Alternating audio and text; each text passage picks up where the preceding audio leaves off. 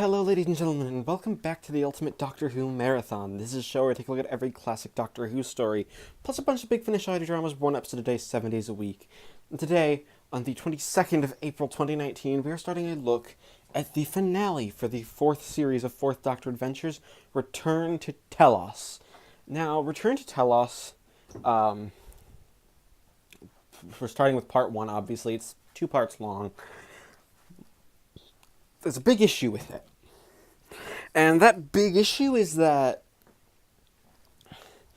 this was promised to be a Fourth Doctor and Second Doctor story. Jamie features in it. We get flashbacks to Tomb of the Cybermen early on. There's just a lot of stuff built up around the fact that, classic Cybermen. We're doing an old... a classic Tomb Cyberman, where we brought back Bernard Hawley for a scene where takes place somewhere in the middle of episode 1 of Tomb of the Cybermen. Yet, almost sadly, we get actually very little of that in this first episode. Yeah, it's like Jamie gets 2 scenes with the character Bernard Hawley played from the Tomb of the Cybermen, and that's it. Now, I'd usually be fine if, I usually complain about fan service, yes, but when you promote a release based on the fact that you're going to do a shit ton of fan service, I kind of actually want to see you do a shit ton of fan service. I don't want to be, basically, sort of conned into thinking, we aren't actually doing we're doing barely any fan service here. And we were just trying to trick you so you would buy our release, buy our stuff, like a scam just a little bit, because really that's kind of what this release is. It's kind of a bit of a scam. Like, you have, potentially a good idea, like Leela and Jamie as characters have some interesting, create some interesting parallels.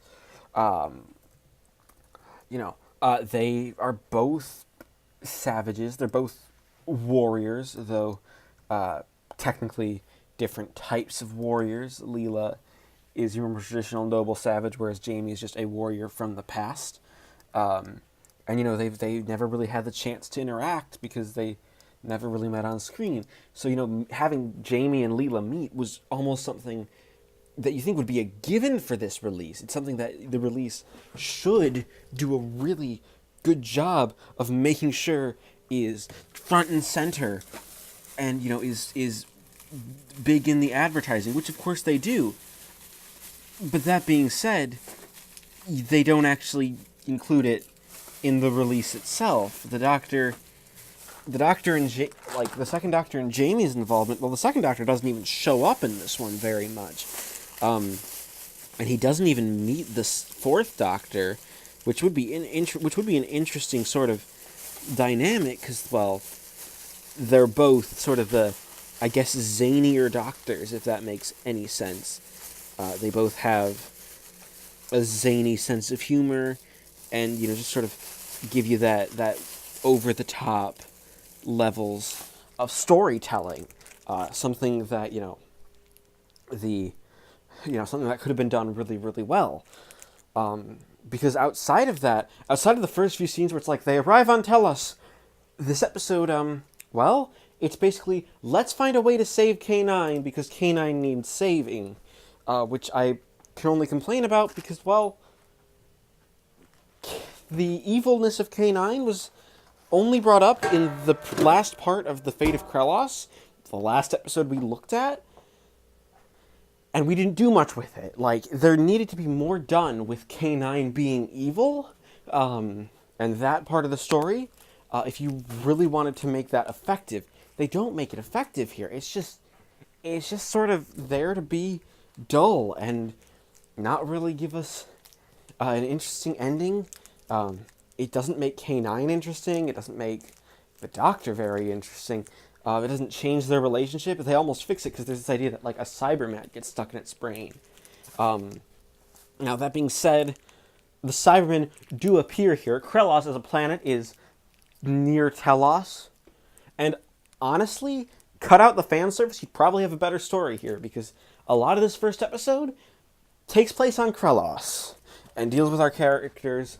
One of them, his robot becomes converted into a Cyberman with his consciousness still inside, which is, I'm not gonna lie, kind of creepy. Like, that's a really a kind of a creepy idea, and something that, could have really given us quite a lot of potential here.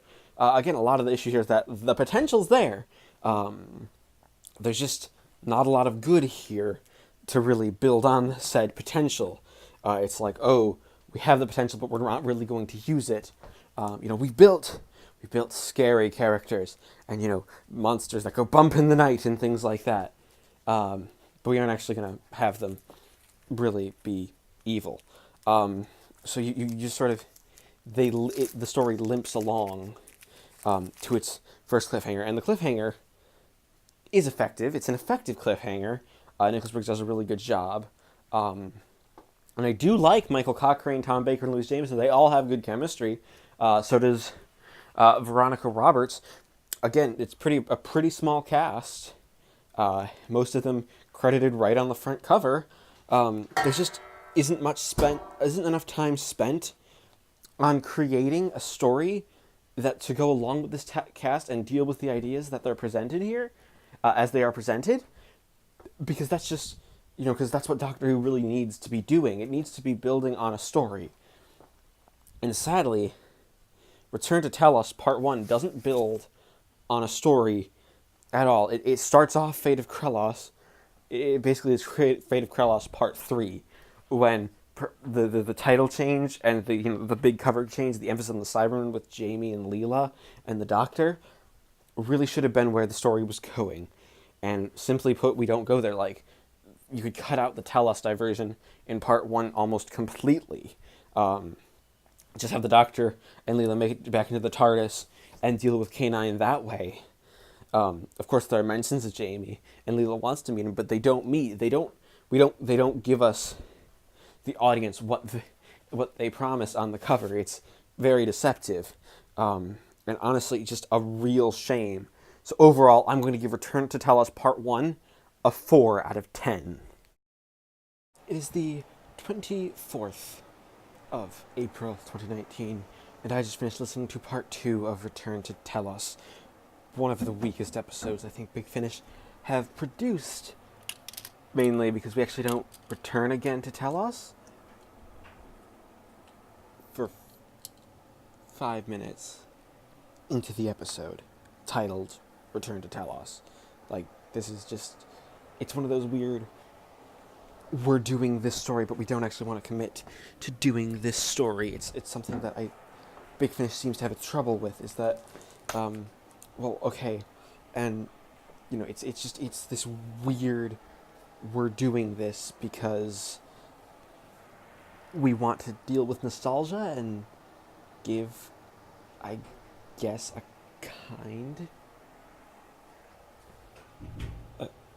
kind of sort of, like, we're doing a appearance of doing a interesting and quote-unquote deep story without actually doing a quote-unquote deep story. Like, there just isn't much here in terms of depth or even priority. It's like, oh, well, we could easily be doing this story as some big, grand scheme adventure where, the Doctor comes in, saves the day, the second and fourth Doctors meet, but Briggs actually tries to show restraint in a story where, if you're going to do fan service, at least go full fan service. Don't just be like, oh yeah, fan service until we decide, actually, no, we're not going to do fan service, because that would be wrong, and that would be bad storytelling. Like, Jamie and Leela don't meet, the Doctor and Jamie do meet, but then, basically, well, one, the conclusion of the story is incredibly weak. It's one that, just sort of ends with, and now we rewrite this out of history, so anything that happened in the story didn't happen. Like, I'm not even joking, like, the story ends with out an actual conclusion. Like, it's not even a, the day is saved, let's celebrate. It's a, the day is saved, so just sort of, so, but everything is rewritten, so we go back to the Doctor landing on Krellos the first time, and not actually, doing anything, and seeing how this sort of quote-unquote would have played out, I guess, had, the Cybermen not invaded. That's not a really good way of telling a story. It's kind of manipulative, and it kind of makes you feel like, oh, what was the whole point of doing that anyway? Like, if we were just gonna rewrite everything, because that's basically what happens. Everything is rewritten from the ground up. It's like, oh, there wasn't a point for that. It's one of those things. It's one of those stories where you think, oh, you could have perhaps done something interesting, but they didn't actually do anything interesting. They didn't take the time or effort really to show, like, okay, this is where the story's going, this is where the characters sort of are, and it's just not very well thought out. It's Nicholas Briggs writing a script and basically making that script deal with an idea that he has, and he could have a really good idea. It's one of those things. It's one of those things where,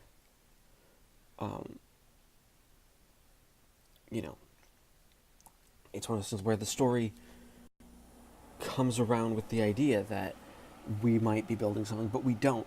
Yes, there's a very nice touching moment at the end where Leela and the Doctor reflect on the Cybermen and the idea of technology going too far. And there's this nice sort of almost comedic ending by the end, which, could be at least a little interesting had it not been for the fact that we don't do anything with it.